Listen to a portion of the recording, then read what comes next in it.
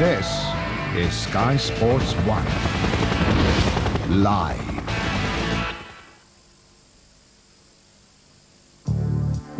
Sky Sports coverage of the European Tour is in association with Scottish Life Pension Company.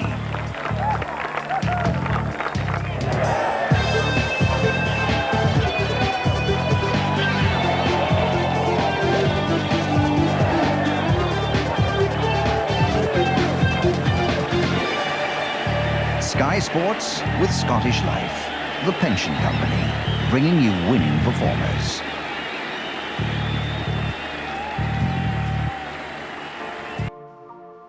Lady Luck is a highly sought-after companion by professional golfers. She was with Colin Montgomerie at Slaley Hall a few weeks ago, and the combination proved deadly. Monty went on to win the compact European Grand Prix at a gallop, enjoying the sweet taste of success. His palate was less impressed with a stomach-churning 4 days at Congressional, but he's back in Europe and in contention again.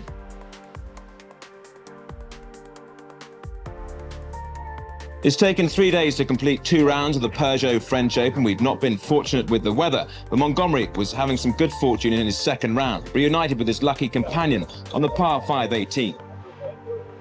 His second saved from an untimely plunge by an accommodating bridge. Not a bridge too far for Monty, though. A deft chip in more ways than one, and a birdie was there for the taking. And take it he did. Good fortune is a fickle friend, and at the 8th, Monty's 17th, it had deserted him. A double bogey, the result. But despite a poor finish at 8 under, the man from Scotland is capable of making up ground from there.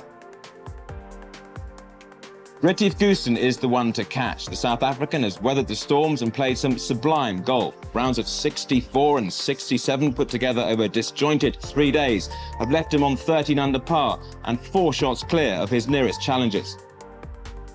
Yet to drop a shot. If he can continue in that vein, he'll take some stopping. It would cheer up the rain-sodden locals if Frenchman Mark Farry were to do just that. At 9 under, he has work to do. 9 out of 12 cuts missed for Martin Gates this season, but his putter is back on his side and the confidence is returning. It's been a different story for Jose Caceres. The Argentinian has been busy every weekend, bar one. He's on 8 under with Jaime Sandelin. A strong finish here is required. And finishing well is a habit now for Lee Westwood. At 67 and 70, he's at 7 under. So after 2 rounds, Retief Goosen sits at 13 under with a 4-shot comfort zone, but there are plenty of fierce competitors on the first page of the leaderboard. Eduardo Romero has been there or thereabouts all season. At 6 under, he's in the mix again, as is Steve Webster, another one of 8 players on 6 under. An attendant of qualifying school for the last 2 years, his form this season has ensured a return will not be necessary. Some big names have left us prematurely. It's now the 5 consecutive missed cuts for Peter Baker. Andrew Coulthard has lost his form of late player Ulrich Johansson, making a rare early exit, as has Paul McGinley. But 68 players are still here battling against the elements on day 4 of the Peugeot French Open from the National Golf Club.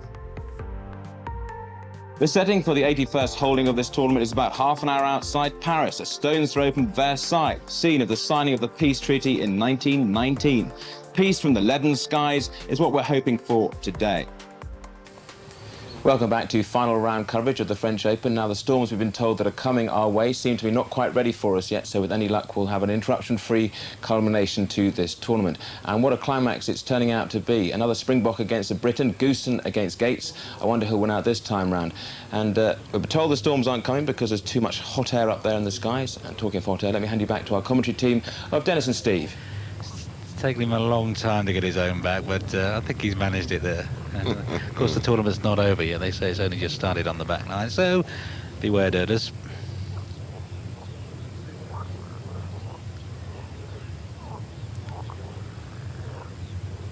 It's a par at 13 for Martin Gates.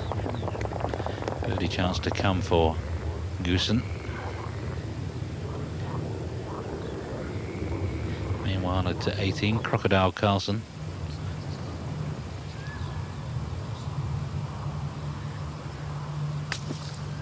Unbelievable.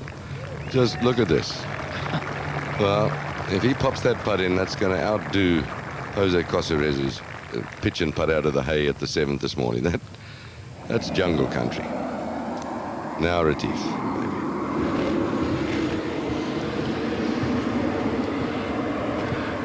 A little from right to left.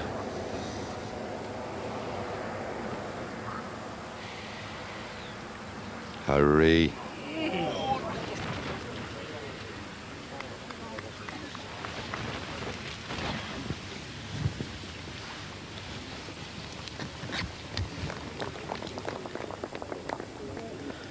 Still 2 shots clear.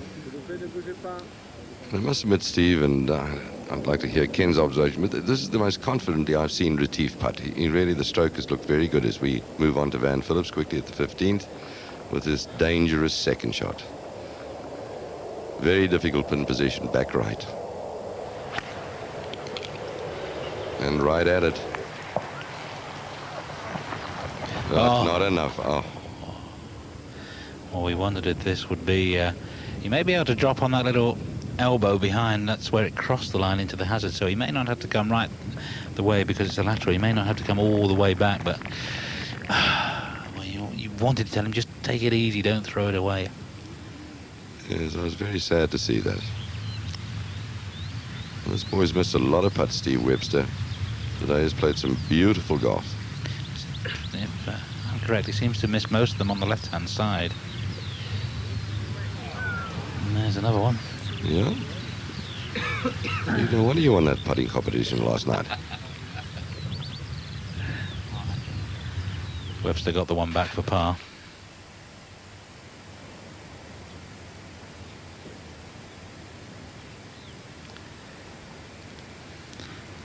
And as Ken was saying, you just need a little bit of pace and the ball will hold its line into the hole.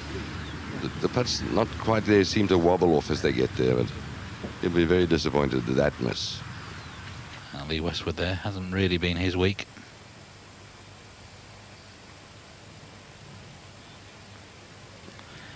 A memory bank up and down.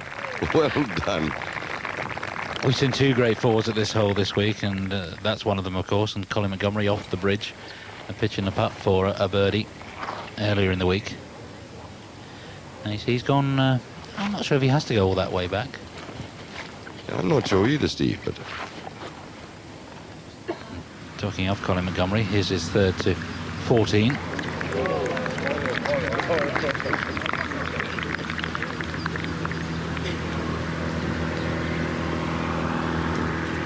A birdie for Carson was for around a 72, and he's in the clubhouse at 10 under. Yeah, see where it comes out. It fits in there, so I've got to drop it here. No, you can drop it where it last crossed the margin. Then. Where it last crossed the margin? Yeah. Pitch length. Yeah. It didn't pitch on the green. No. It pitched on, but it pitched in between. If we went... It went exactly on the line of the pin, in between. Okay, let's go up and have a look. I think he crossed that spur, and that's where he can drop, and that's what Marshall was trying to tell him. Because if you pitched... If you pitch... It was over the grass first, and then pitch in the water. Yeah, it was over the grass. You're allowed to drop it over there. Right. So I can drop it up there? Yeah, I'll come with you. Right. Gonna hold his hand.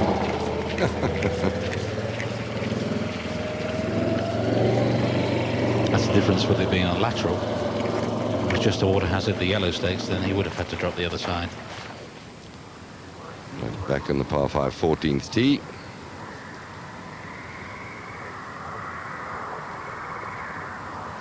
Martin Gates.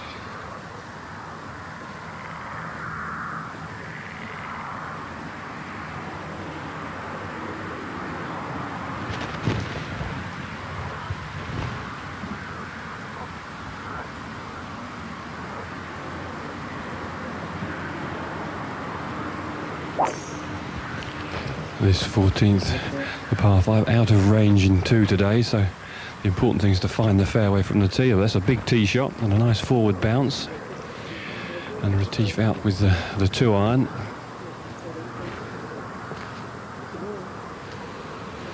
This strong 2-iron that has served him very well this week. He hasn't missed hardly any fairways with it at all. Hits it down the right-hand side with a big draw most times.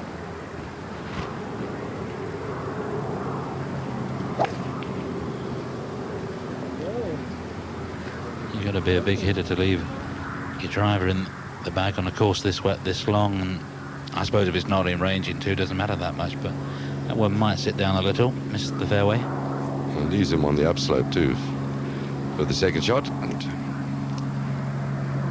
the lie will tell the story.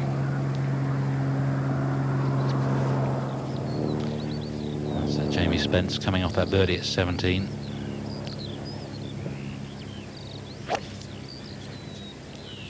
Now an eagle here would put him at the moment into 3rd place. In fact, he's laid up. And he's laid up quite a long way. Awkward pitch across the water, not a lot of green from the angle he's coming at. And you see penalty drops are within 2 club lengths of that point where it crossed, and he may be able to get it on the green. Maybe out of putt. Well, here's a chance to see the shot again, and you can make up your own mind, but I think Michael Eriksson is absolutely right. Yeah, definitely. Definitely. Yeah.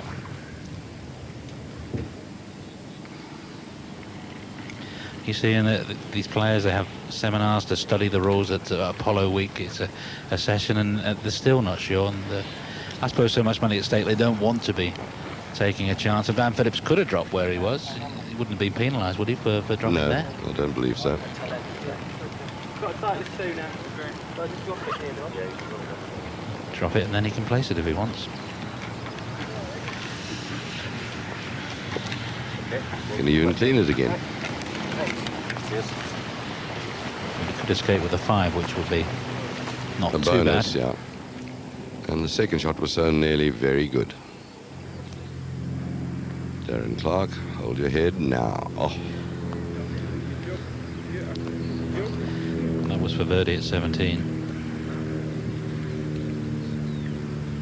he's missed a lot of putts today, Darren. He's played quite beautifully.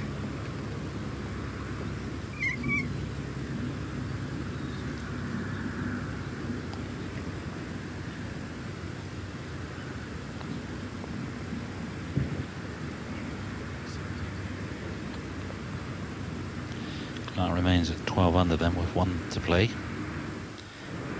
Roger Chapman.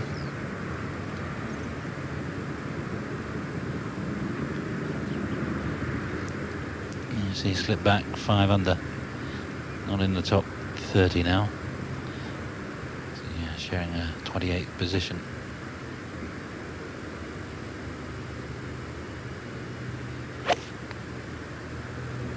And if we have to dance around a little to find the players on our score sheets, it's because, of course, no redraw between rounds 3 and 4, so there's quite a few shots between some of the players playing again in the same groups. You don't want to have a little jerk with this putt and putt it back into the water, do you? And he's got to putt through the fringe. He's got a ball will definitely move from left to right.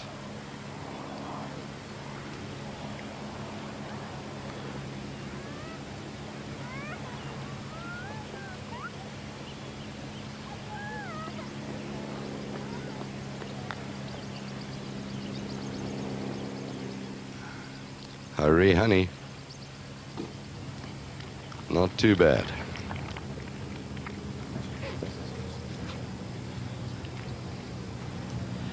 Well, back to 14, and some discussion over whether Retif Goosen's ball is plugged or not. Ken Brown's on the scene, and no doubt will have his own opinion. Is it? It certainly didn't bounce very much when it landed, but not quite sure whether it plugged. Let me have a quick gander. I always think that has actually finished in its own pitch mark. That would be my opinion. Kenny backing off, careful not to tread on the ball. Oh yeah, let's get everything. Yeah, someone yesterday said to me, watch out, Bigfoot's on his way. Oh, how unkind.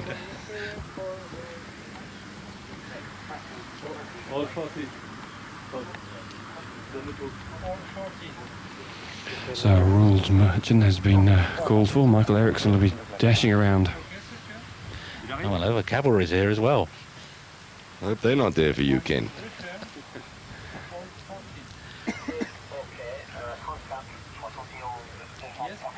I was walking around the course on the first day those horses came wandering by, and they are huge. Well, the lead is still 2, but don't forget that Martin Gates is in pretty good shape. May not be able to get in 2, but will be looking to make a birdie, and this could be quite an important moment for Retief.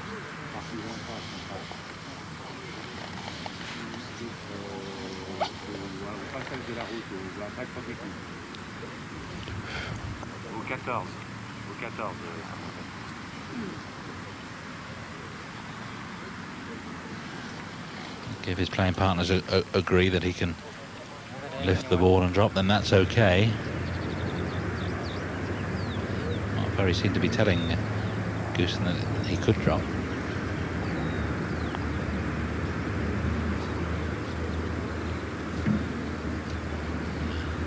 Chapman's birdie attempt at 17. Meanwhile, the drama continues at 14. Episode 2, and Ken Brown right there at the moment. What's the latest, Ken? Well, it's very difficult to actually ascertain, but I think the ball has come into its own pitch mark. I don't think whether it just plugs straight in, but just how the grass is lying in the little hole where it's landed suggests that it has. Well, here comes Trevor Herden, our rules official. Kindly bought us a bottle of wine last night. I'm not quite sure why. Ken, Caddy was standing over there when I teed, and the ball he said it just landed on stock, so I just marked the C. But you can't really see that it's gone all the way into the ground. No, it's not embedded. Not embedded. No? No, just in place. Play, it's in place. Okay. Okay. well, Trevor Herden from the Australasian PGA Tour and guest referee over here, and he bought the bottle of wine, Ken, to celebrate the British Lions win over the South Africans. And as Australians said, well, let's see how you get on against the first division teams. It's a bit cruel for Dennis Hutchinson, really. Yes, I tried to ignore that remark last night. Well, the rule is the ball isn't embedded. It probably has finished in its own pitch mark, but it's not actually sort of embedded into the ground, so he has to play it as it lies, which means the cross bunkers now have to lay up short. Obviously 170 yards to those, but he'll do it well actually to get this sort of 130 yards down the fairway. The important thing is he must find the fairway.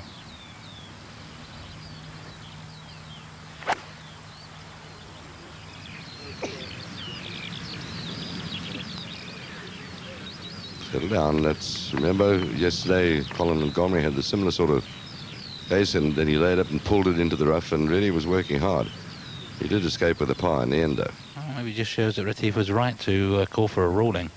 And Jamie Spence lagged up at the 18th across the water with his third, and this to finish with a birdie.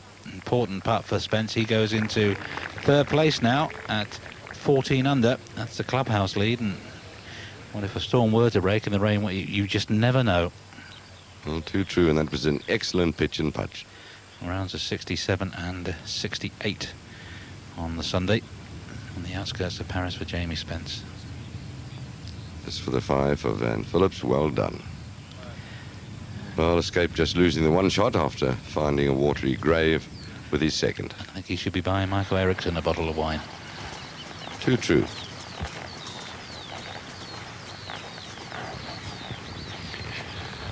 Well, absolutely inch-perfect tee shot for Martin Gates, and with the preferred lies, certainly going to have a shy at the green. 256 yards. Lovely little upslope.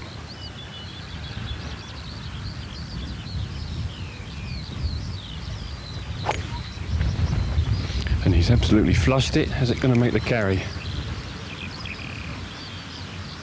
The answer, Ken, is yes, and how? A 25, 30 footer for Eagle. This could be the key hole. Retief Goosen still quite a way short in 2, and Gates is there on the putting surface. Be putting for a 3. It could be all change at this 14th hole. I think the leader in the clubhouse, Jamie Spence, after his 68. Second to 15 for Stevie Webster. You can just see the ball of Lee Westwood a little closer to the water than he perhaps would have liked. That's right, they're scared of nothing, but what a time for Martin Gates to produce such a brilliant stroke with the leader struggling. Oh, dear. Well. No shortage of drama. You know, we've had 4 days of rain, weather interrupted, but in between time we have had one heck of a tournament. It just shows the versatility of the European Tour Pro. No question about it. Well, back on the 14th with the final group, and Retief needs a good shot here, Ken. The sprinkler head there, 151. That's in meters, of course. That's no good to Retief. He does it in yards. He's actually left himself 164 yards to the pin, but has found the fairway, the vital thing. And he's hardly missed a shot today. Just one or two he's let hang out to the right.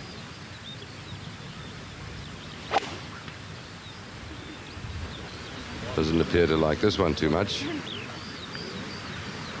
The chink in the armour, because there's a very real chance of an eagle 3 from Martin Gates. He's obviously putting beautifully. He could have a big swing here. My goodness, this is the hole that Retief bogeyed this morning, his first bogey of the tournament. Look through the line. Then it goes from strength to strength, you boys. Every opportunity. You knew it wouldn't be any other way, didn't you? No. Well, let's see if Van can win the motor car.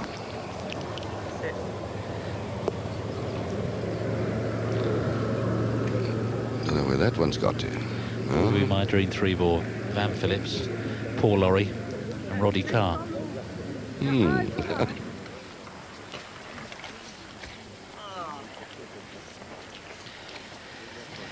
Well, Van Phillips going along quite nicely. Just needs to hold on to his score, but this is the real battle.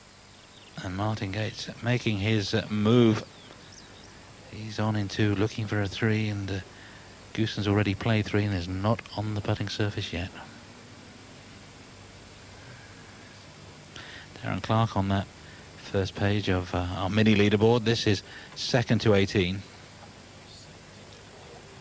Well, imagine he's bound to be going for it. It was downwind the first 3 days. It's into the breeze now, a couple of clubs perhaps longer. But it's a big inviting target, and that's confidently found by Clark. A long way from the pin though.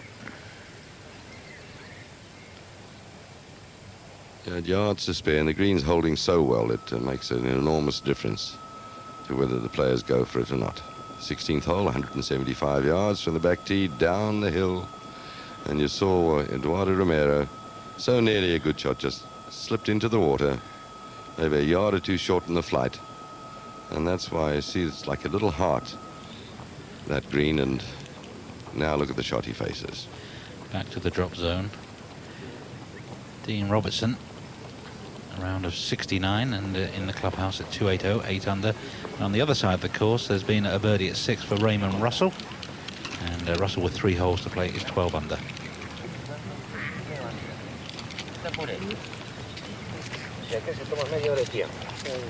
Bob. So Romero playing 3.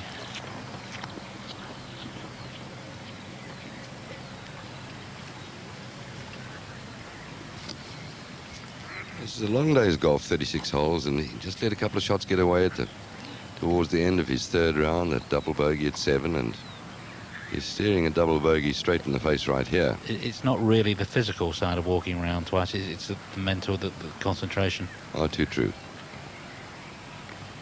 Just getting the exact yardage.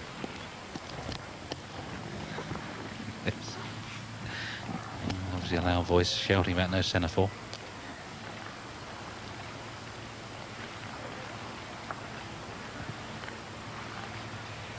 It's a little flip with the sand line. It is such a beautifully relaxed looking swing. Stay there, beautiful. So it's in the little basin and he's got it down there, but some of those lines are not too easy to read. Courage, cried the watchman. I mean, they play some brave shots. Head up on the green, Carl Sinnison and Van Phillips. Where is it, Nick?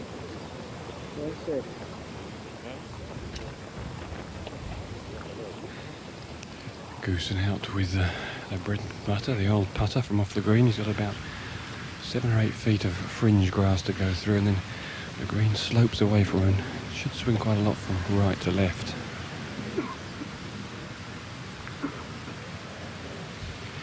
Vital moments in this tournament, there's no doubt about it. And these are never too easy to judge, are they, Ken, with that fringe to cope with before you hit the green, especially in these wet conditions. It's vital to get the ball rolling and not bobbling around.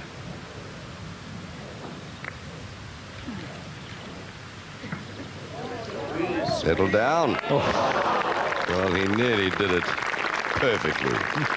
Still a great effort.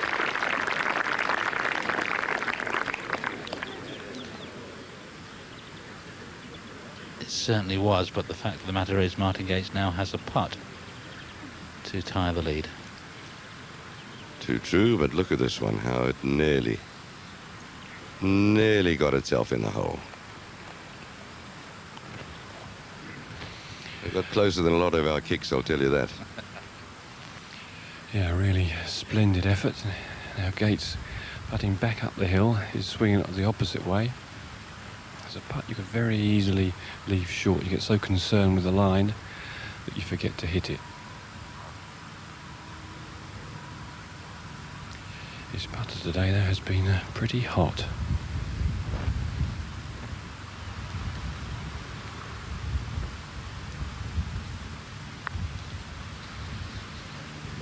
Has he hit it? Has he hit it?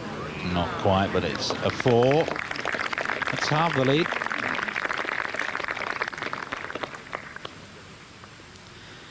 You could almost say Goosen, if he pops his putt in for a par, is one up with 4 to play. That's exactly right, and with 4 very fancy holes to play, beautiful shot making required.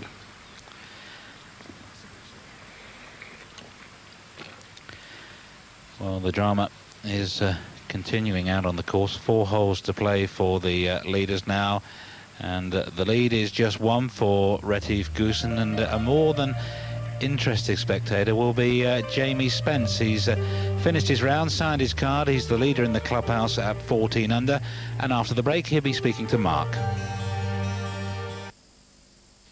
Well, Jamie Spence is our clubhouse leader after a 4th round at 68. Jamie is with us in the studio now, and Jamie, you've been playing a bit hot and cold this season, but it's certainly hot this week.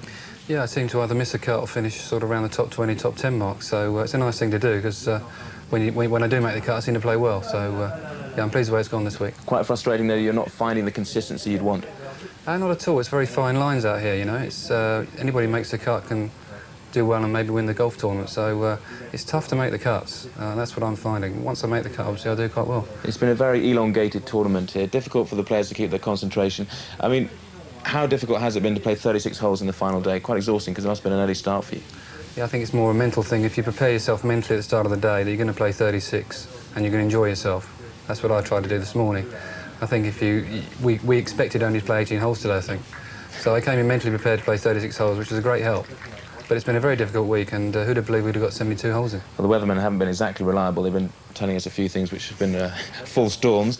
But you're going to get on a plane now, aren't you? You don't think you're going to win this tournament. If you're not going to, who do you think is? Well, one of these 2 guys. I mean, Goose is just playing fantastic golf. But Martin Gates is holding on to him well, so the last 4 holes, plenty of water to play around, so it's going to be quite interesting. And he must be pleased to see Gates up there on the top of the leaderboard. I mean, he's missed 9 out of 12 cuts, so yeah, a great week for him. He's had a terrible time this season, Martin, but he does this. He seems to miss a lot of cuts and then finish 2nd or 3rd or wins one. So good on him. Well, whatever happens, Jamie, you're going to get a sizable check. Well done, and thanks for joining us in the studio. Thanks very much. Yes, well done, Jamie Spence in 3rd place at the moment, but the real battle with 4 holes to go. Gates against Goosen, the G-men. And of course, Gates grew up playing his golf at Royal Jersey, but he went to university in America and got very friendly with the New Zealanders over there. And I know probably back home in Surrey, Greg Turner and probably Wayne Riley will be watching this, rooting for Martin Gates as we go to 15. Settle down. Bold. Oh.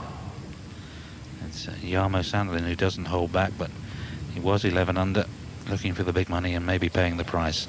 So they come to 15. We've seen that it's no easy hole. Jarmo Sandelin, the latest man into the water. Big hole. And the pressure perhaps now on Martin Gates, just feeling for the first time, maybe Ken Brown, that, you know, he could take this tournament from Retief.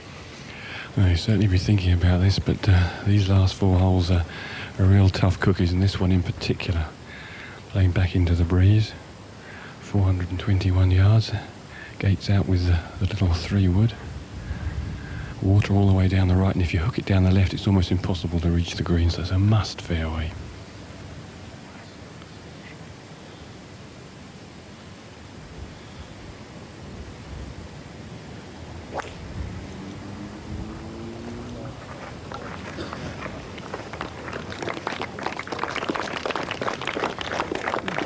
Tells you everything. Almost a match play situation, and Gates has got his blow in.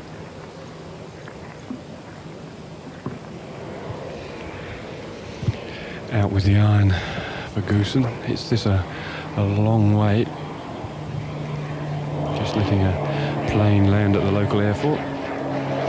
There's a plane there waiting for Colin Montgomery. He's been there since 3 o'clock to fly him home. I think it's to the Chertsey airport. Little private jet. When you're a star, you really get star treatment.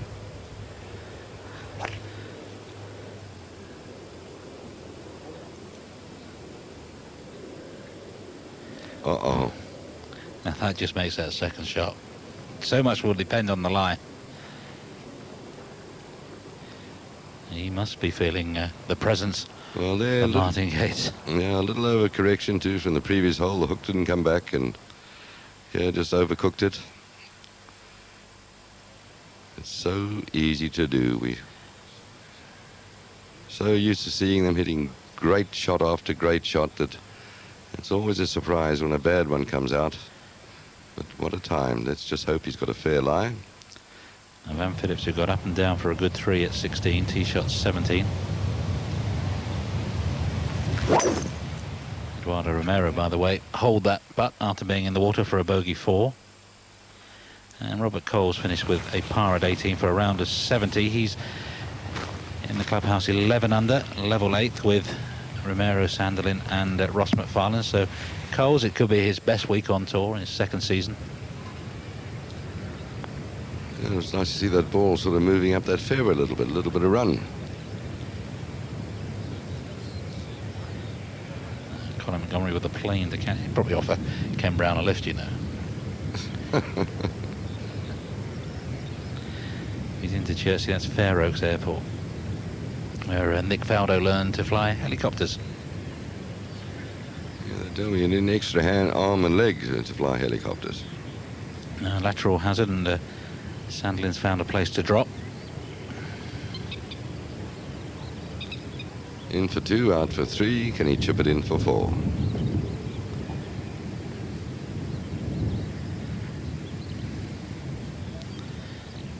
It was almost. In the clubhouse at 10 under, of course, Robert Carlson and Peter Lonard with a 67 today.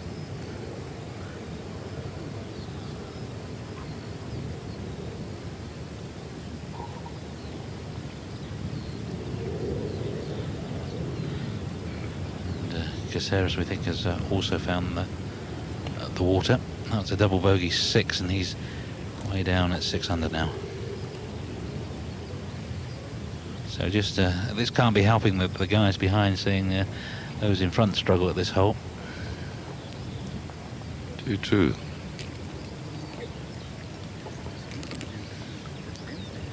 And he remains at 8 under, 1 under for his final round. Just watch this silky swing.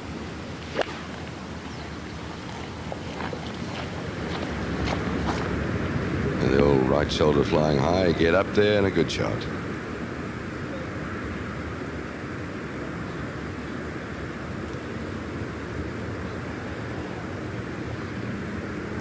Let's go back to 15, and Ken Brown will tell us exactly how Retief Gooson's ball is lying. Yes, Steve, it's lying pretty well actually. It's in a sort of old drainage line, but the ball's sitting reasonably well. 168 yards to the front of the green, 199 to the flag. And with the flags cut, well, it's impossible to go for the pin.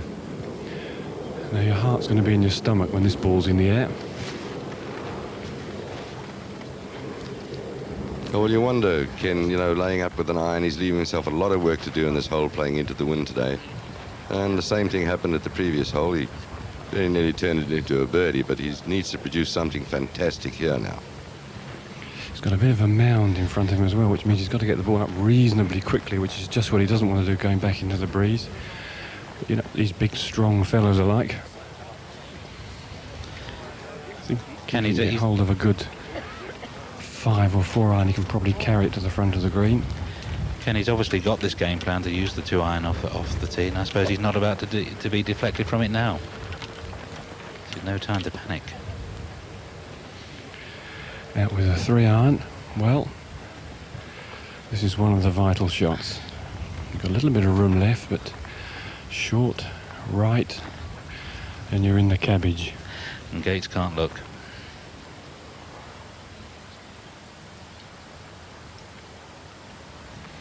Just a little concern with that little mound in front of him. You've got to make sure he gets the elevation to get over that, otherwise the ball will almost certainly scuttle into the water.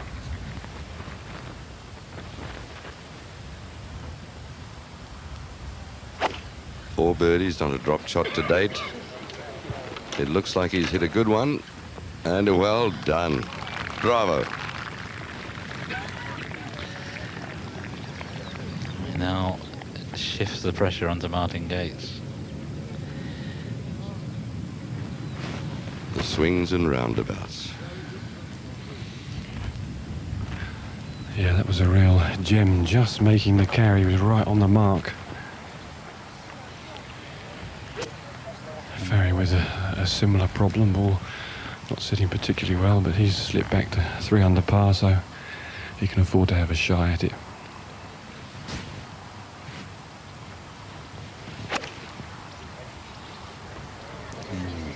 Long way left.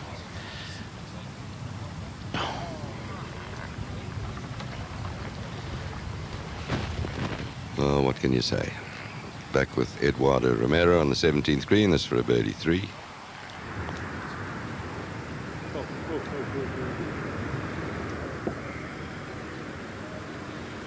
Storming Norman. Ball a little below his feet. 186 yards of 5 iron. Just middle of the green.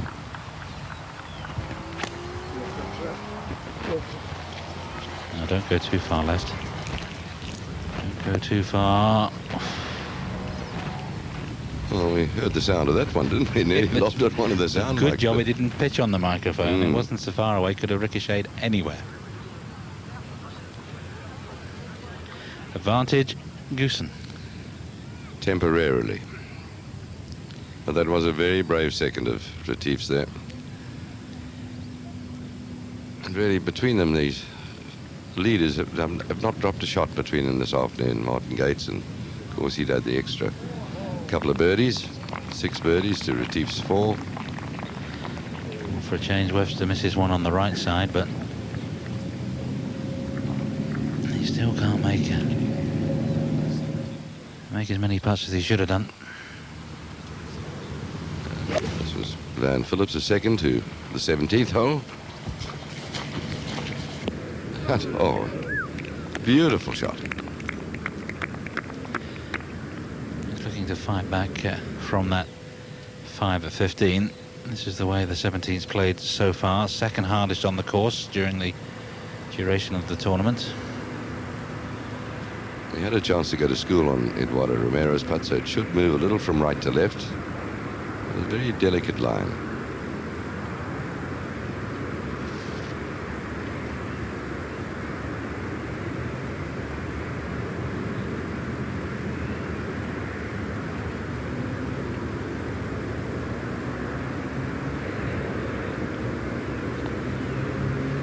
Hold your head. Oh. Trying to get back and...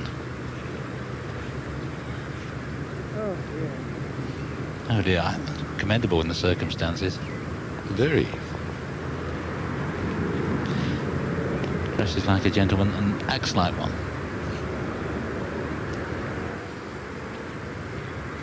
Again, just didn't have the pace to hold its head. So he shares 4th place with Darren Clark, who made his birdie at 18 for a round of 69. Clark in the clubhouse at 13 under, 1 behind Jamie Spence. And you can see Phillips just trying. It means so much in terms of the size of check if he could squeeze a birdie at 18. But on 15, it's Gates against Goosen. And the odds are just slightly in favour of the South African.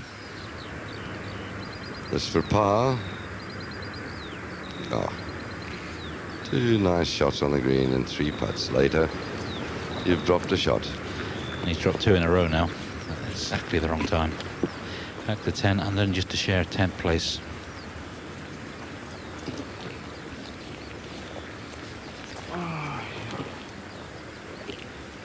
Keeps making top 10s. That's about it. That's it, yeah. Well, you could hear the sigh from him there as he walked away. Well, it's happening most weeks to him, yeah.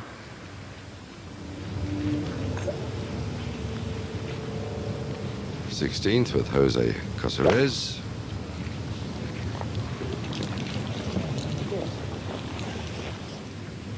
Oh. Well, he nearly drove home. We talked yesterday about his new car in Argentina. He nearly had 2. Especially when he didn't know the way to the airport. I love that, what you told us, yeah. Followed the bus in. Mark Farry playing a supporting role into the water, and he's played almost in the water again, but he's really an interested onlooker almost in this battle for the title.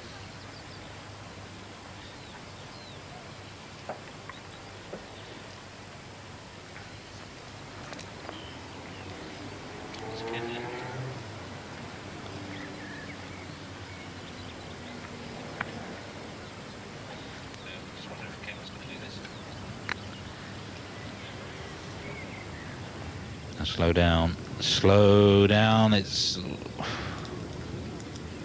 You can see there's Farrow's ball and the gate's not far behind it. It was an awkward pitch, the hole right in the back of the green. He had to give it a bit of a chance, but...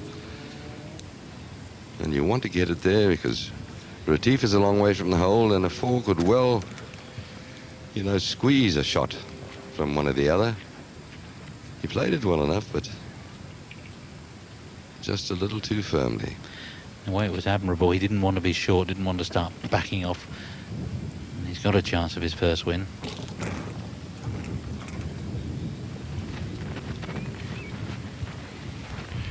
Well, there's a big leaderboard behind this 15th green, so both players will be fully aware it's between the two of them.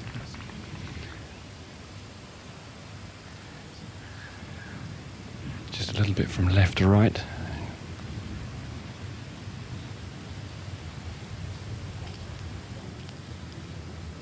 Settle down. Beautifully judged. This was the green last year where Robert Allenby held that 45-footer in the first playoff hole to deny Bernhard Langer.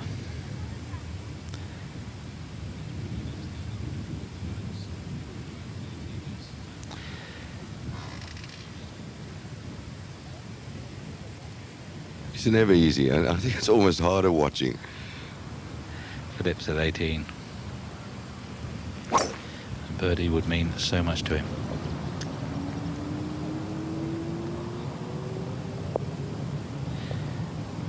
Well, just in the semi, it appears to be lying quite nicely. And it's decision time when he gets down there. Do I go or do I lay up? And there's more than one way than making the 4. Well,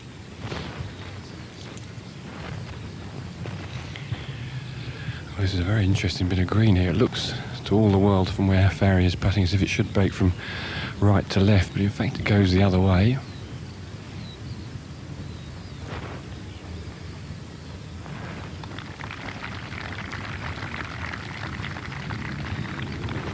So another 2 strokes slipped away here. Won't be the only ones that make a double bogey at this 15th. It's a horrible hole.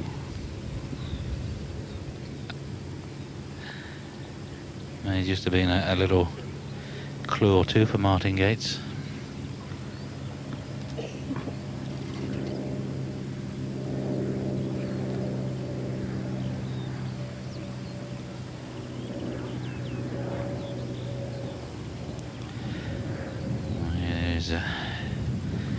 Somehow he's got to try and get this in the hole.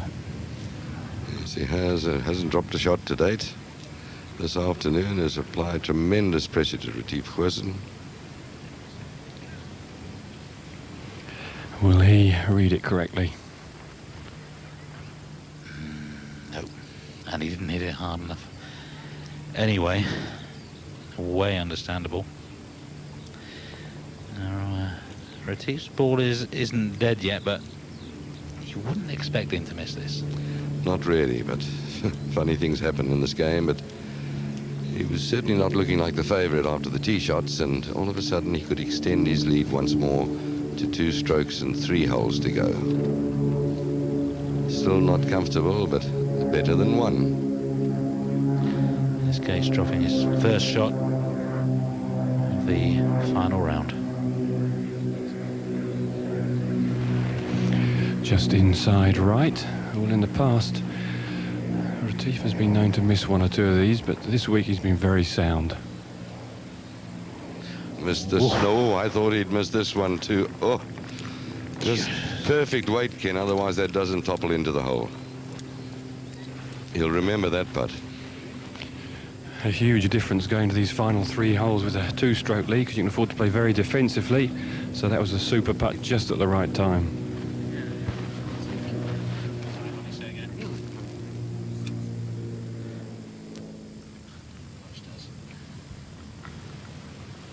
He was 16, I think, when it happened. With Jose Caceres. That's 7 under.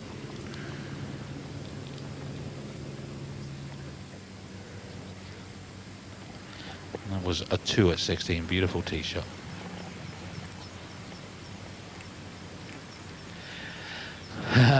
Yes, again, we started to heave and pant here in the commentary box. I wonder what they're feeling like out there. But upslope, that's obviously make the ball fly a lot higher. Will he lay up or will he go? He needs a birdie to share 3rd place with Jamie Spence. Who laid up to make the birdie?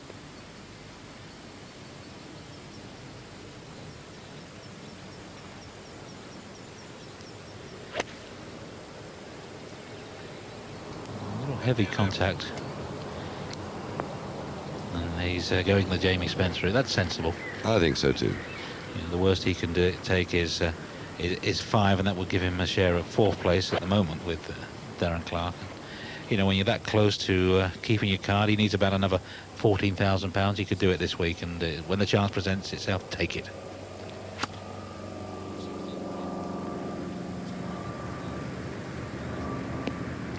What a beautiful shot from Steve Webster. Oh. Yes, if the putt had been hot for him today, the story might have been different. A pin on this 16th in the same position it was this morning. All the others were moved, but this one 23 centre. Playing 174 yards into the breeze today, just an 8-iron on previous days. Now it's just a question of how he sees the shot. A little 6-iron, or you could even go right down the shaft on a 5. Well, he's had 1 birdie so far this week, but I think a little par 3 he would take standing on the tee. For Sean, one hates being this high above the green into the wind, don't you, Ken? The ball's in the air for a long, long time.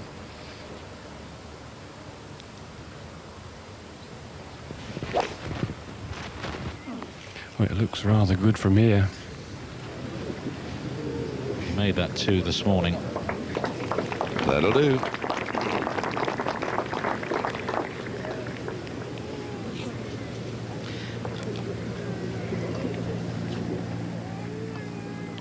It is worth reminding you that Allenby won last year 16 under. Goosen's 3 shots better than that at the moment. Yes, the standard of golf is amazing.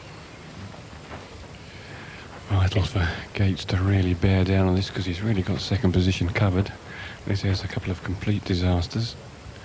You don't get that many opportunities to win, and when they come along you've really got to give it your best shot.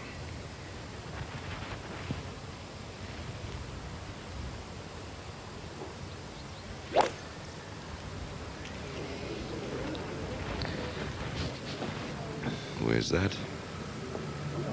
Where is that? Well, it was certainly heading towards the right-hand water. It may just have cleared it, but I've got a funny feeling it may have caught the reeds in the back right-hand corner of the pond, or it could have just cleared it and plugged. The news we're getting is it may be dry just. Well, and the plot thickens.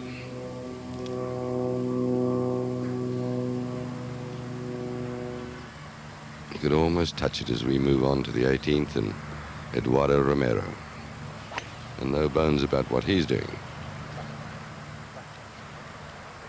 Fairway wood, comfortably cleared the water, and a chance to get back. One of those shots that just slipped away in the last couple of holes.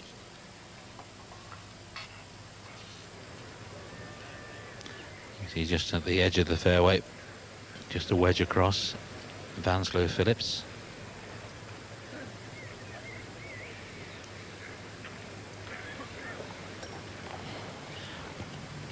Out the pressure getting to Martin Gates over the last 2 holes, pulling his second to 15 and then just pushing his tee shot at 16, and is it in there somewhere? There's the early search party.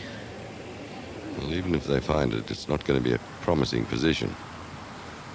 Also, very exact pitch needed here from Van Phillips. Sand iron.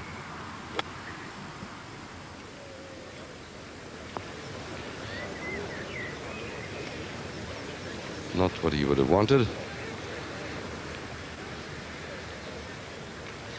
And 2 putts for a round of 66.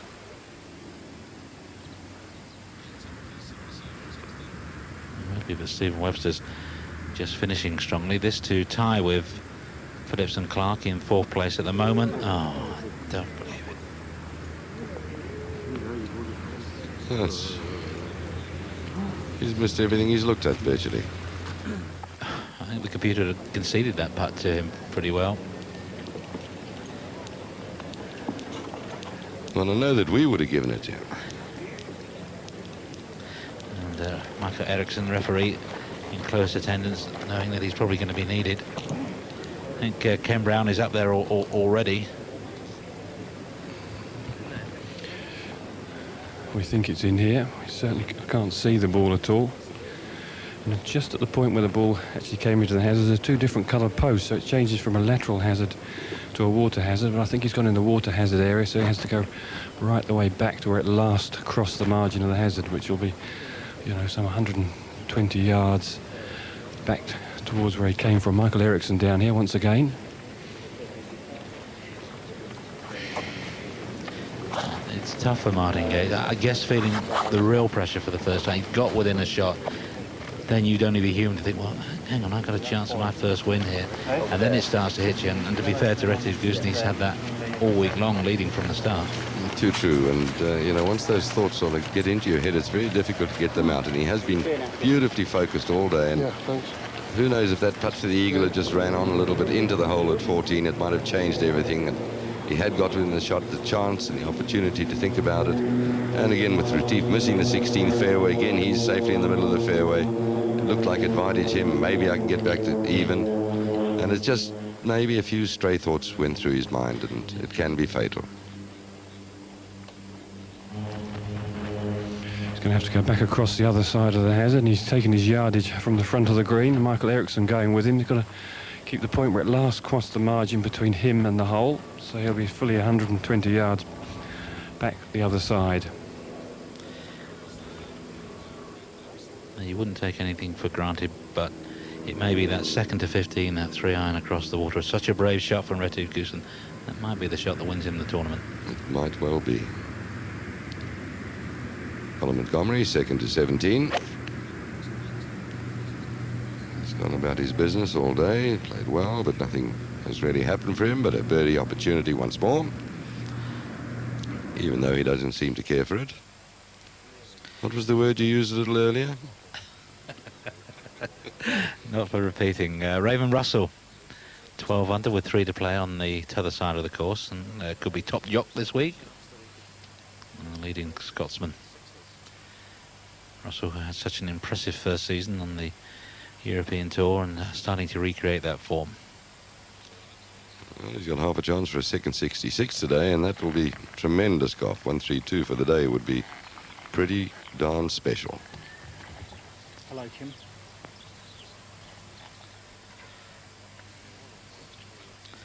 So Gates preparing to play his third shot now. And the fourth shot at 18 for Phillips. Worth an awful lot for Spondooley. Got to share a third spot. Should it go in?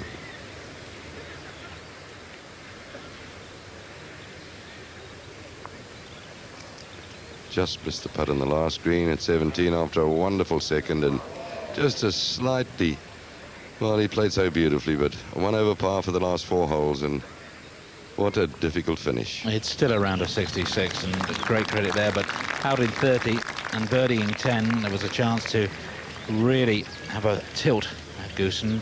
Understandably, that was perhaps asking too much, but you have to settle for a 66 and a share of 4th place at the moment, and I should say that's Vanslow Phillips' card safely secure for next season. Oh, there you go. Nice birdie 4 for Eduardo to finish. Nice taste in the mouth. And there again, round in 68. That's his 6th top 10 of the season. And Carl Sunnison, you could see, just finishing off with a round of 71. That's 7 under.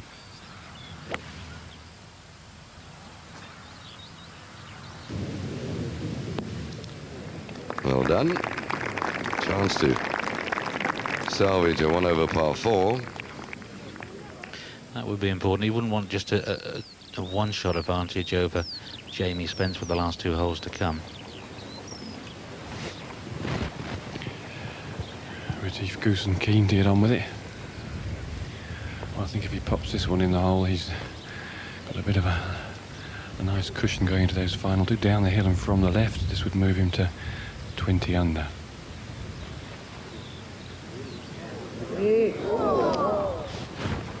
Good stroke. He thought he'd made it.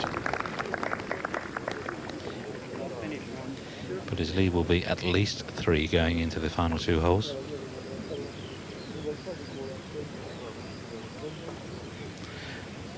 He's decided that he's going to get his par on the card before Gates putts for bogey.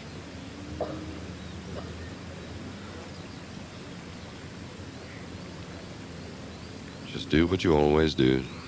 They're only tiny, but they take concentration.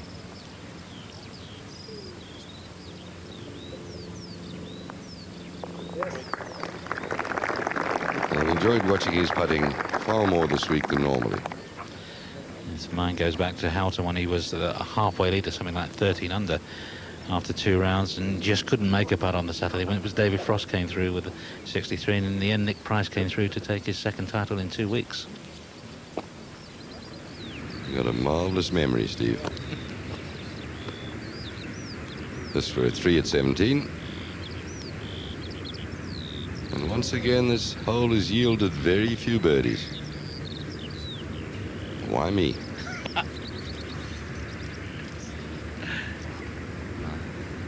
Hasn't been the greatest of weeks for Colin Montgomery, but overall his form's pretty good, and the story would be if he could get that first major at Royal Troon. 2 birdies in a row for Caceres, a rare 3 at 17. He's fighting back after that 6 at 15, 8 under once again.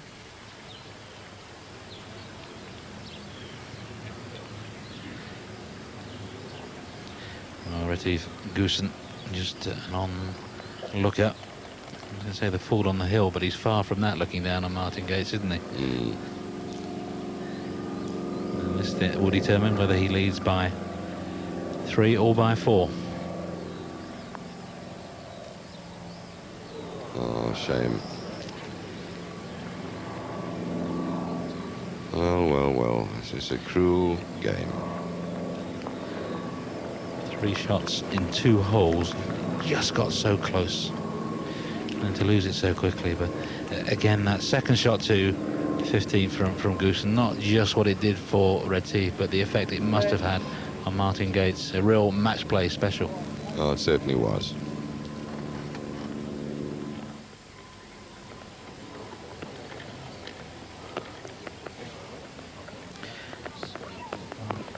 The only way Webster is going to pick up shots is to hold something like this, really. He doesn't seem to be able to do it with the putter.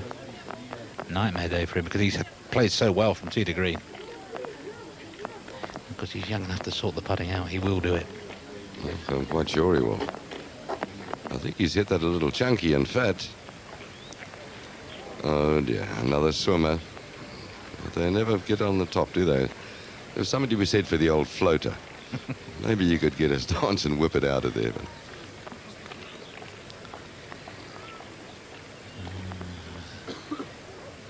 nothing really to gain for Webster. Maybe with that risky shot should have laid up. We've seen Spence, we've seen Phillips do it.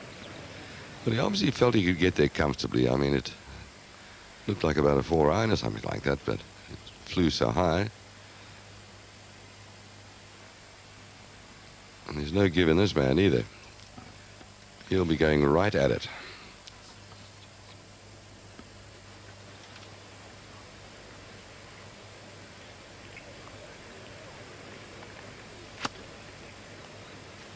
It also sounded very chunky.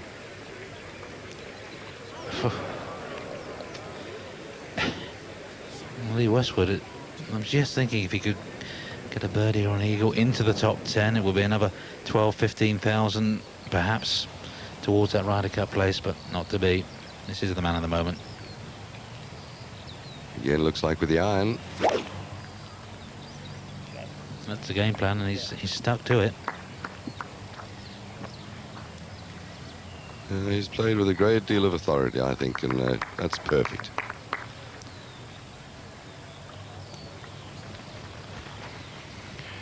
Yeah, it's a beautiful tee shot. Of course, the wind has turned round on this 17th, and the tee's still forward, so playing a lot shorter than it has been the first 2 days. So Retief with the iron, Farey out with the jumbo driver. Trying to force a couple of birdies out of these final 2 holes, and that's a goer. Long and straight. See, Goosen has Dennis worked out his game plan that, you know, I'm long off the tee, and if I do get it wrong, I could be in big trouble. There are big numbers waiting if you're wayward. Oh, certainly. Well, you just got to look at that hay just off the edge of the fairways. You can't escape from there, but go on, Martin. Good swing here now.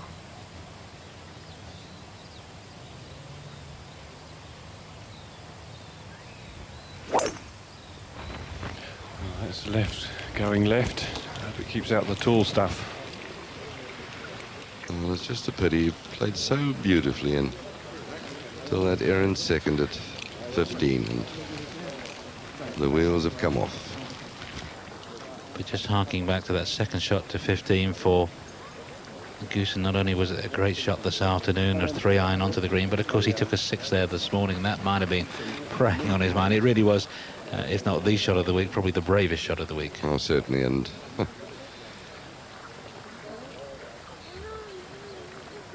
and sadly he seems to have blown Martin Gates away, and he's struggling to hold on to second place now.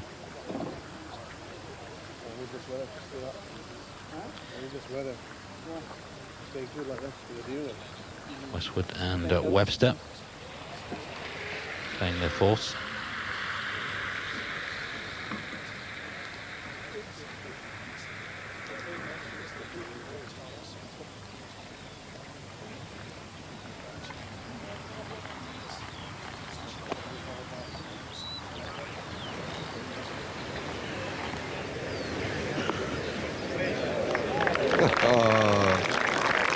well done. The trouble is he's got to make the putt. Surely he can finish by making one, let's hope so. Well, I hope so.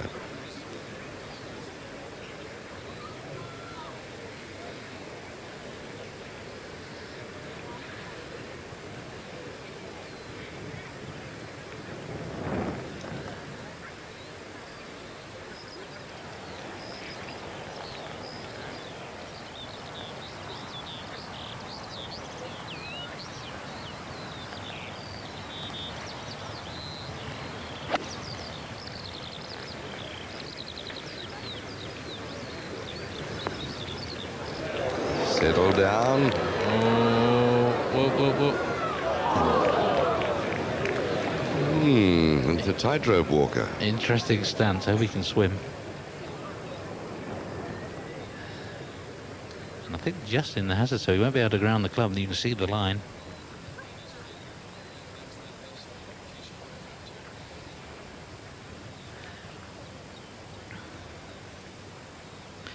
So an expensive final hole for Lee Westwood.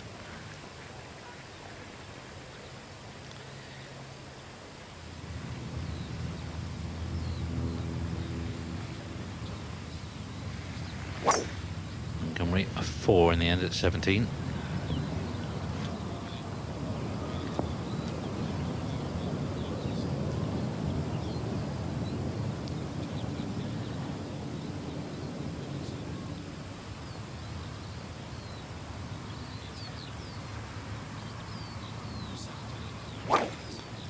Sunderland to the turn in 32, and no birdies on the way back so far. Oh, that is wide. Well, we've seen a few splashes, haven't we? And look at the 17th hole, 470 yards, not playing quite that today, using a forward tee, but it has been very wet and generally into the wind. There was a little wind helping earlier today here, so the players are getting up with shorter irons. But just a little kink in the fairway, just the one huge bunker guarding the left of the green, but mounds on either side, and on the top of them, very heavy grass. The fairway must be hit off the tee if you're going to make your par 4. And again, Martin Gates awful like, and all he can do is chip it sideways.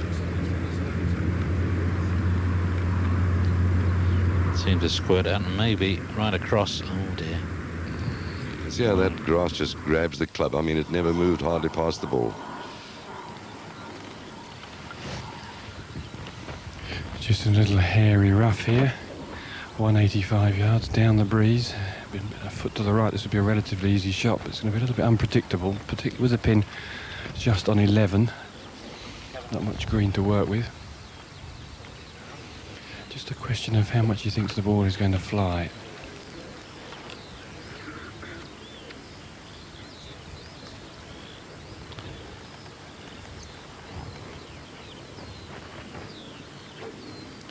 Well, he hasn't had a bogey all day, and the one time he was under pressure at 14, he managed to save par. It's been a calm, mature performance.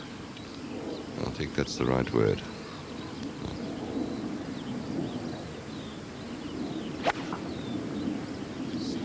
Another good-looking swing, 6 iron. With an iron off the tee and stunning, well done. Well, that's the way to finish them off. Time for a bite. As though he's got a hold of Ken's apple. I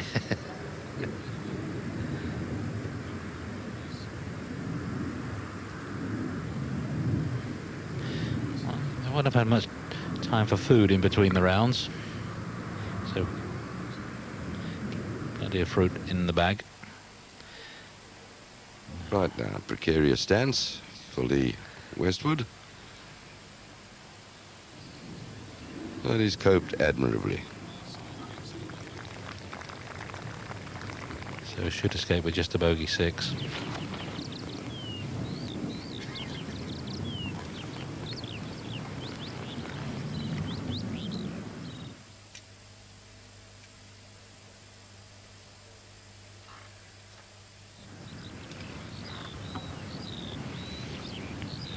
Very after the big tee shot, just an 8 iron left.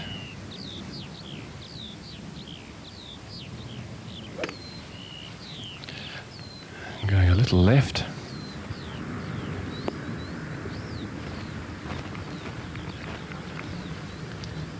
Hasn't been Farry's day, the leading Frenchman, sure now to be Jeff Bremesy. 281, 7 under, 71 this afternoon. Well, vital moments for Gates. He'd like to finish second on his own. 149 yards, 9 iron. This looks a bit of a flyer. Well, it's a little long.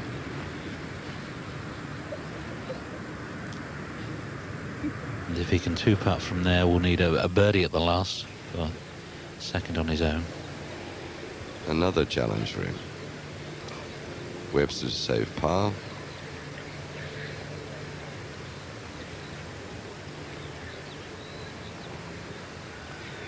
At last.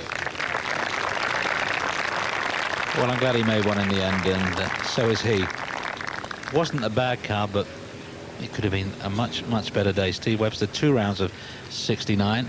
Not bad, 6 under by any stretch of the imagination, but oh, so easily could have been so much better.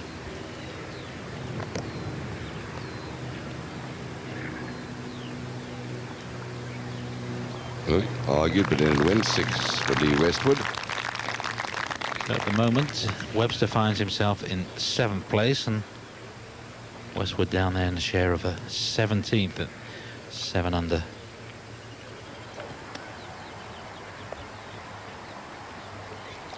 And Monty earlier felt that he was going to be the main danger, and if Monty can pull off a birdie here, he'll slip past him by a shot. But a couple of other guys got a little way ahead of them.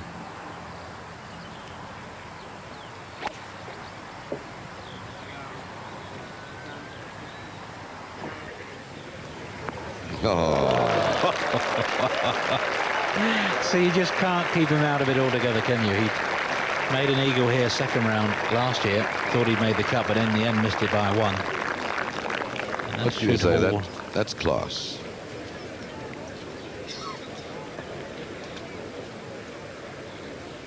Well, I hope you at home are enjoying this final day as much as we are. Dennis, we've seen just about everything, haven't we? We certainly have. It's been a marvellous day's golf, and it's just so nice that the weather did play its part too in the end. The course couldn't have taken any more water. It was sodden, and the golf, the players, and the European Tour producers, it's just marvellously good. Now, Sanderlin, I said we've produced just about everything, and Yamo's played his part, as he usually does. Into water off the tee, and that's his 4th shot.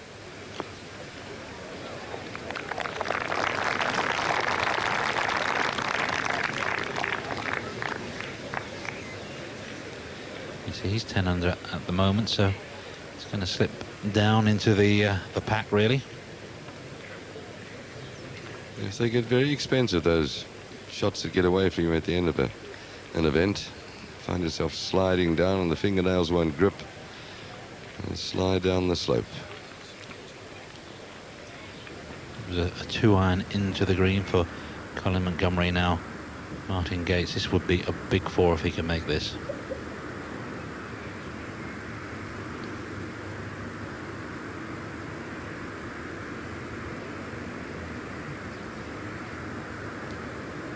Move from the left.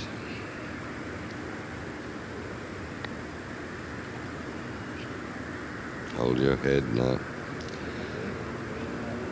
Well, now he needs the birdie for 2nd spot in his own.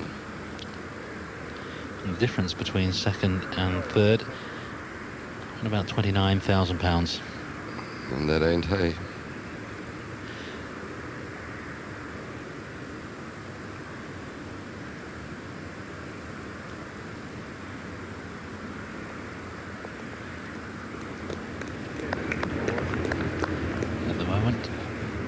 A share for 2nd place. Jamie Spence is on his way to Orly Airport, wondering can he afford to upgrade to 1st class for the trip back to London. We were worried about those last 4 holes, and they've proved so expensive up to date for Martin Gates. Drop, double, drop. It was a big finish for Spence, who finished birdie. In fact, came home in 34. Having bogeyed 10, his 1 drop shot of the day. And the pitch to the 18th green for Jose Cosares. Oh, thank goodness for the bunker. It's plugged downhill line. This tournament may not be over yet. Not bad crowds. It's not really been golf watching weather over the last 4 days. Shame, because had we had the bright sunshine, I'm sure huge crowds would have come out to this National Golf Centre, just about 20 miles outside the centre of Paris. But those who have come today have been richly rewarded. They've seen some terrific golf, and they will have enjoyed Monty's 2-iron to about 4 feet at the closing hole.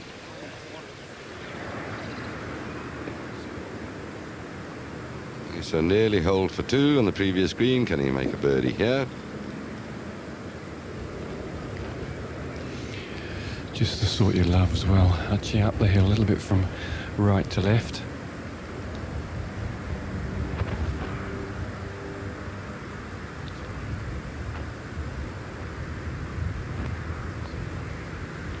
Hold your head. Everybody's under-read this putt.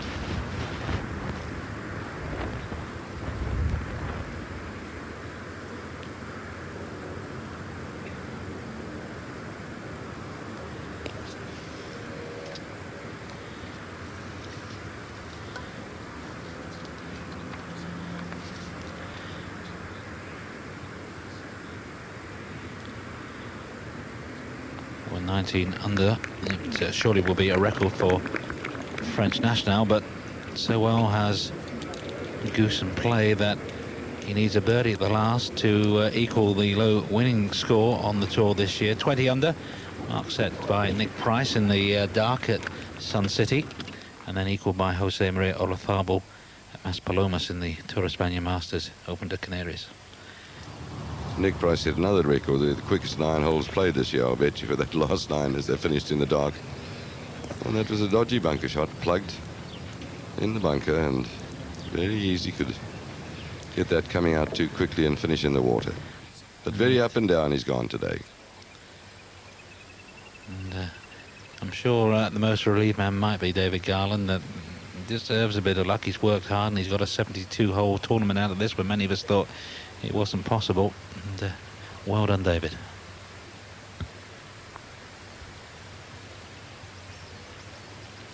And I endorse that too.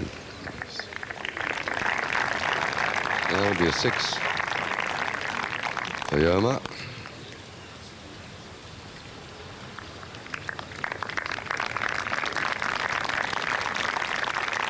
So a 70 in the end for Yarmo. Again, at one stage looked like it might be a very special round for the Swede, but a respectable finish. 13th on his own at the moment. So tight a few seconds ago, it seems, and now all of a sudden a 5-shot edge. And you can play it however you want to.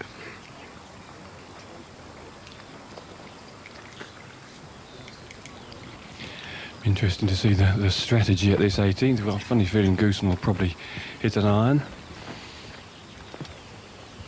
Glenn Murray, his caddy, who's worked really well. Well, that does surprise me. A driver is playing back into the breeze, and of course, playing into the breeze, the fairway narrows at about 270, 280 yards, so out of range today, and of course the fairway very wet as well. So confidence high, but Martin Gates, well, he's got to somehow see if he can get a birdie out of this hole.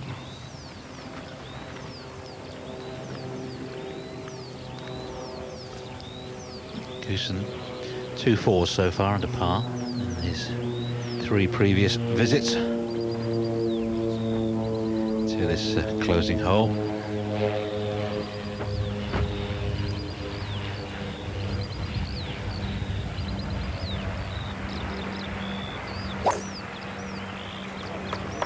Sounded good, and they love it. Let's finish in style.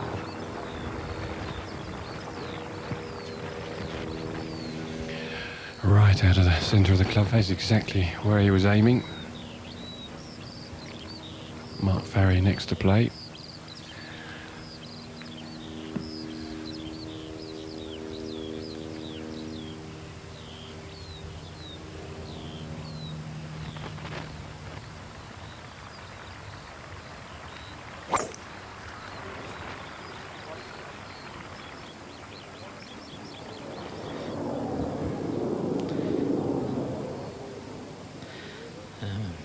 score's okay.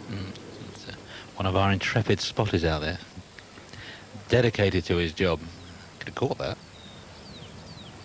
As you told me a lovely Gary Player story.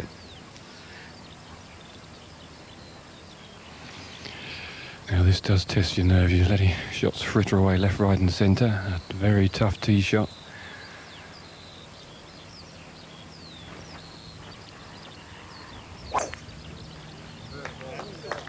Well, they appear to love that one too. Two great shots to the par 5. 14th hit, and that's super. Well done, Martin. Well, he's going to obviously go for it in 2 now. He will have seen the situation on the scoreboard, and I think, with all due respect to Jamie Spence as well, probably nobody else will begrudge Martin Gates at least the share of second place, maybe second on his own. Oh, what a great save. It's a 5, it's a 74. Caceres with the bruised fingernails. 8 under. And sharing 15th place with Dean Robertson and Des Smith, who carded a round of 68. Raymond Russell, 66, 13 under. Colin Montgomery finishing with an eagle. Next week he defends in the Murphy's Irish Open at Drury's Glen, and you can see all 4 days live on Sky Sports. He's a fantastic golfer. Nothing really seemed to happen to him. There's the score, 69 at the finish. So next week, maybe Monty's week again, but no doubt that this week belongs to South Africa's Retief Goosen. Many ways of saying it, only one way of spelling it though, and that's the name that's going on to that famous old trophy. What a lovely feeling to have a 5-shot cushion walking down the 18th hole, and you drive in perfect position. Yeah, certainly it's. You can enjoy the walk. But Martin Gates still a little bit of work to do to try and squeeze ahead of Jamie Spence. There's Raymond Russell in a share of 4th place at the moment. What a day he's had. Couple of 66, 12 under for the day, and coming home in 33 both halves for his afternoon 66. Vanslow Phillips, he's had a good week as well, should secure his card. Colin Montgomery finishing with a flourish. He's a bit of a showman on the card, isn't he, Monty? I'd have to agree with that. And Peter Lonard at 10 under as well, 67 to close. Good week for Des Smith. Jose Caceres falling away a little today, and Constantino Rocca back to well, something close to his best form, a former winner of this title, 7 under, and was relief just to make a cut. Lee Westwood falling away. Carl Sunderson making a cut yet again. That's 16 out of 16, and a reasonable week for Stephen Field. He needs 1 or 2 of those as he battles to keep his card. Katsuyoshi Tamori, a few more yen for the man from Japan. And Raphael Jacqueline, the second best placed Frenchman. Just waiting for the final 3 ball to get in position for their second shots to 18. Just looking through some of those scores, you can see how some of your favourites have fared. In the end, Mark James falling away a little. It looked as if it could be better than that at one stage. Alex Chaker started out this morning by holding his second shot at the first hole. Let's go back to 18. Bit of a hanging lie in the end for Retief Goosen. Stephen Richardson, that's a good news story as well, making his first cut of the season. Let's hope that's the start of the road back for Stephen. No taking on the water for Goosen. Just nudging it down the right-hand side, and it looks about perfect. It's so easy to tug the ball left off a lie like that, but he's managed it perfectly. Just play it nice and easy. Doesn't need to take any risks.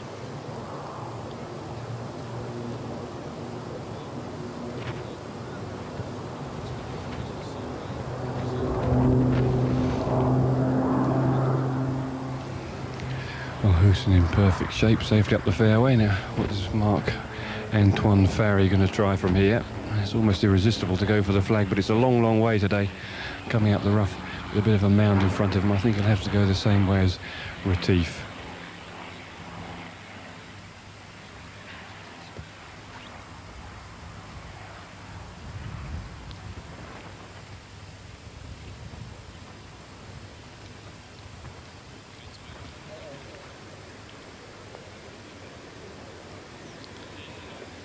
That's perfect. And now a big decision for Martin Gates, Ken. He's certainly eyeing up the flag. 190 yards is to the front, the pin on 11, so 201. But there's no way you can really attack the flag in his situation. It's middle of the green. A bit of a wet, splashy lie. Always difficult to really strike the ball off a soggy fairway. But my fingers are crossed for Martin here. Just one good swing. We're in the same position.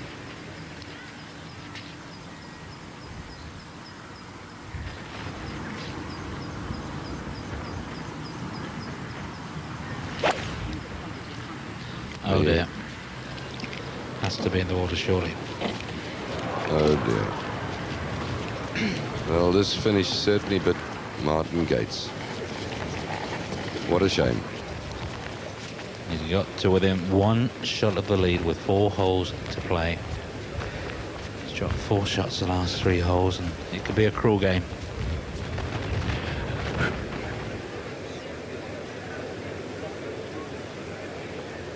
And so often the pain is self-inflicted.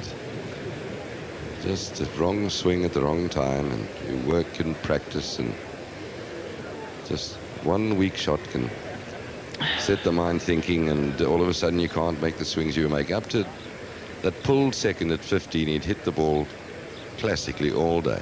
All day long, yeah, and maybe thinking now, well, if I'd just laid up and taken a chance of a birdie, a par would have given me a share of second place. I know there's a lot of money difference between outright second and second equal, but now he's struggling to tie for third. Darren Clark, Raymond Russell, Vanslow, Phillips, all there at 13 under, and of course if Martin makes a 6, he will join them. He'll seldom play 4 holes that have cost him as much. Well, he will Not hope only, not. well, we certainly hope not. And he's got to drop a long way back.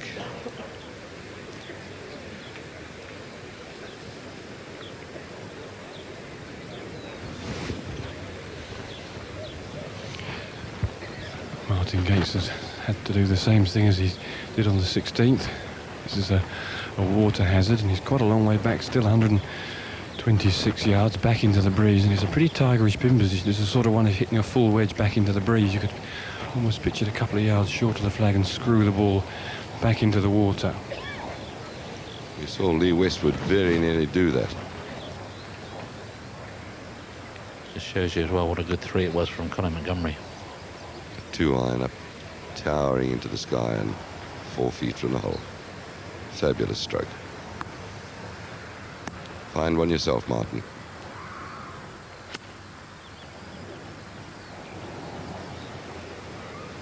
Doesn't appear to care for that, but stay there.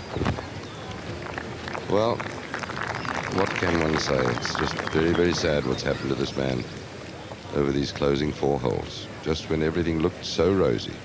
The 2 putts from there, his share 3rd place then with Darren Clark and Raymond Russell and Van Phillips, who will equal his best finish on tour. I think the share of 3rd place in the South African PGA 2 or 3 years ago down there in Joburg.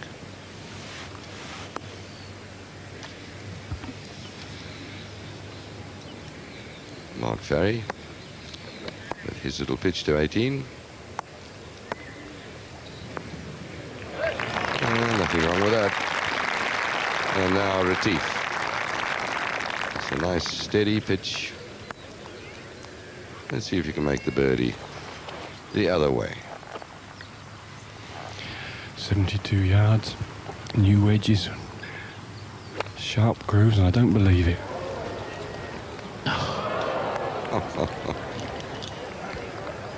Well, we saw Ian Woosner do that in Dubai. It was costly. It won't be for Retief. He can afford to laugh, I guess, but the feeling probably is acute embarrassment. I'm sure it is. Well, very wet fairways. Just got a little steep in it. Yeah.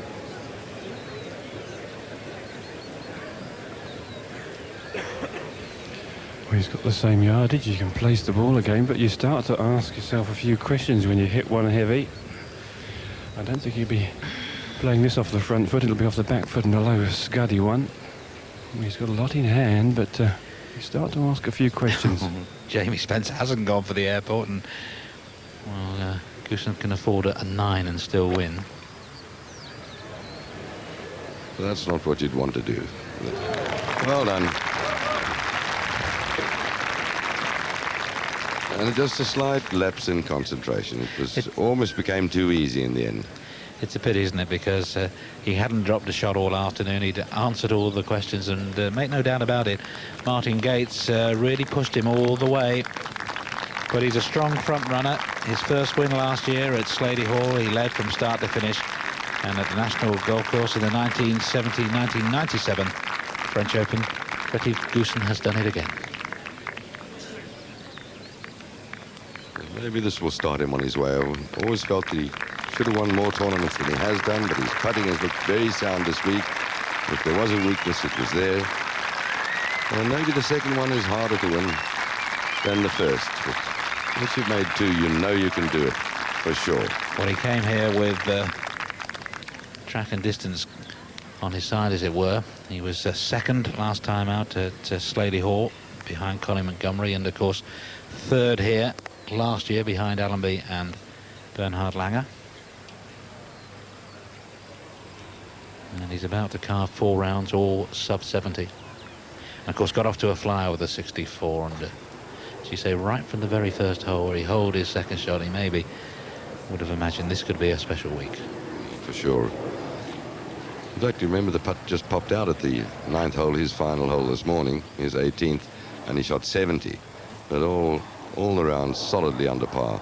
I mean, a brilliant start, 64, 67. But this man, I'd love to see this putt go in.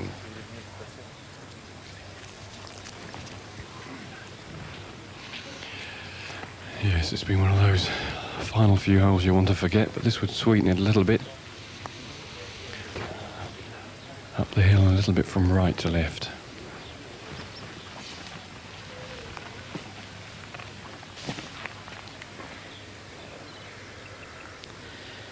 Come on. And don't rush it.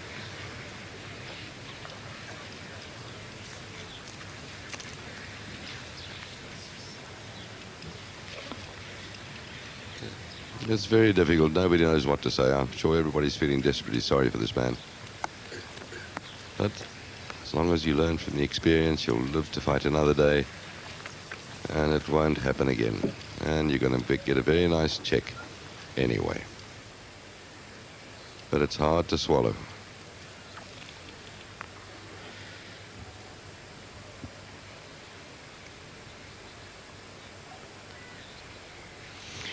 Now, Hutchie, you must be feeling a little bit better now.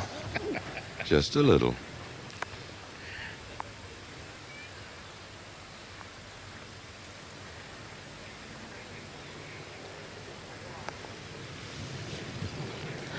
He's determined maybe to have the final putt.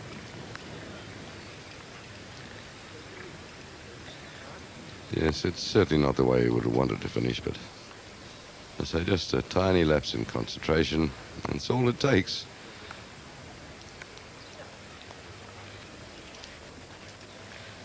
But a brilliant effort. And I did ask him rather sternly last night to try and make a little something up for us. Redress the balance is the right way of putting it. And he's certainly done that for me, and I'm sure everybody back home is going to be absolutely delighted with this second win of his on the European Tour. Nicely put, Hutch. You actually put it to him a little bit more forcibly. I did too.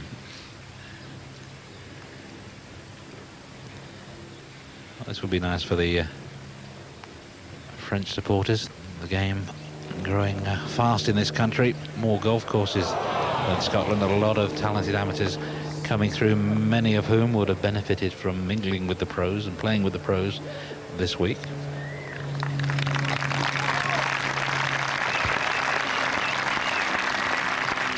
It's 7 still under the car despite a dismal Sunday 75 and a 77.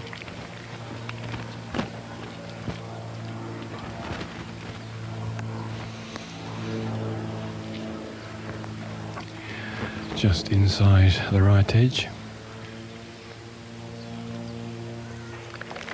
Well done. Well, it's been a great week apart from the final 4 holes. Very disappointing finish, but he's certainly back on track. And a share of 3rd place for Martin Gates, but no doubt who the champion is going to be is only bogey the afternoon, but it's a winning 6 for Retief Goosen. Well played. It's been a wet 4 days. You nevertheless have seen some fabulous sporting action on Sky Sports. And it's been a terrific day's golf.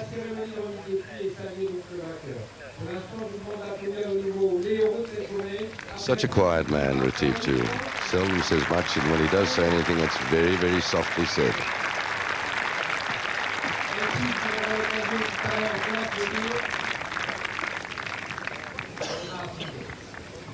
Only one thing left to do, just make sure you sign for the correct score, and sign that, just sign that card. I think that was a 6 at 18 for Retief in the round of 69. He's finished 18 under, the low winning score here at the National Golf Centre. Well, what a fabulous sporting weekend it has been. Most of us thrilled yesterday evening to the performance of our British Lions down there in Durban. Many congratulations to Martin Johnson and his men who had us on the edge of our seats. And poor old Dennis Hutchinson had a long Saturday evening. He took it very well. But the South Africans have always done well in France. It was Bobby Locke in 52 and 53. Back-to-back French Open wins for the great Bobby Locke. Then in 66, there he is, old Hutch himself. Ramon Sota did his worst, but Hutch held on, and his name proudly on that trophy. And then Vincent Chabalala in 76 in Normandy and La Touche in the fabulous seaside course. Still, they kept on coming. Our old buddy Dale Hayes.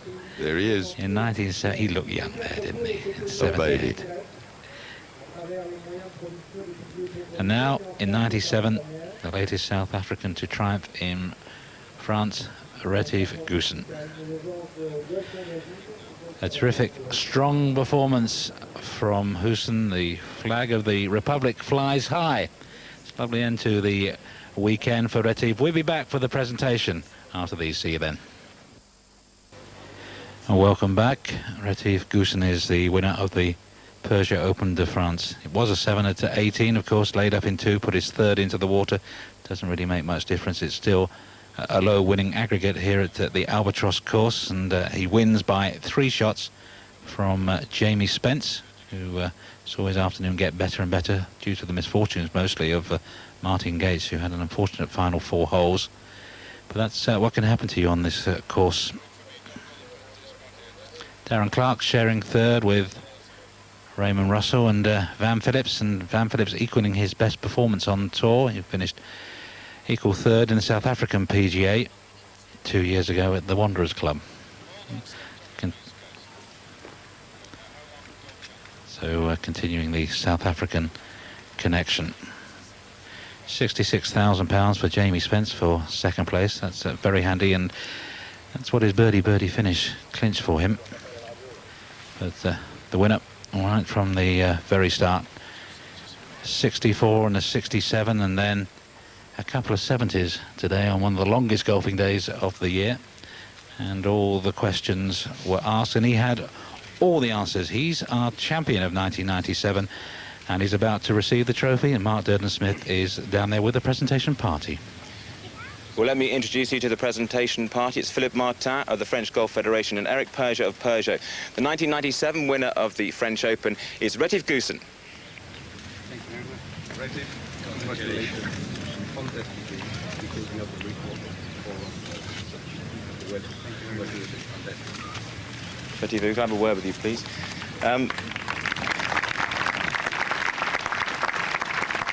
Due applause. A wire-to-wire winner, but you gave us a bit of excitement on the 18th there. Yeah, just like the rugby yesterday, wasn't it? Yeah, I don't know what happened on that last shot. I don't know. It's just probably lost a bit of concentration at the end. You were so focused for 17 holes, and then all of a sudden you play a shot like that. So, but I'm glad to get it over and done with. But you have been through the emotional shredder, 36 holes on the final day, and Martin Gates, for the most part, nipping at your heels. Yeah, Martin played very well for the first 15 holes, and then unfortunately fell back. But that's how it goes. These last few holes on this course is tough, especially if you've been going for 34 holes or 33 holes. So it's not easy. You'll now move above Ernie Els, your great rival in the order of merit in the rankings. Does that give you some satisfaction? Yeah, I'm sure it does. Yeah, it's been my best year so far this year, and I'm just going to keep on going, give it hell. What about the possible winner of the order of merit? Do you think you can do it?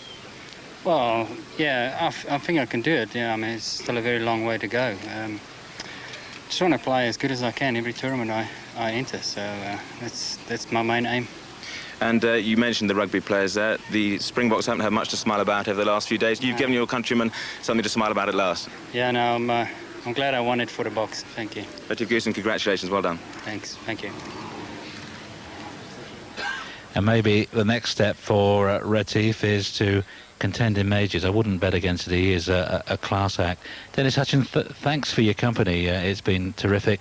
Good luck in the seniors next week. From all of us here in Paris, we wish you goodbye and see you next week in Ireland. Goodbye.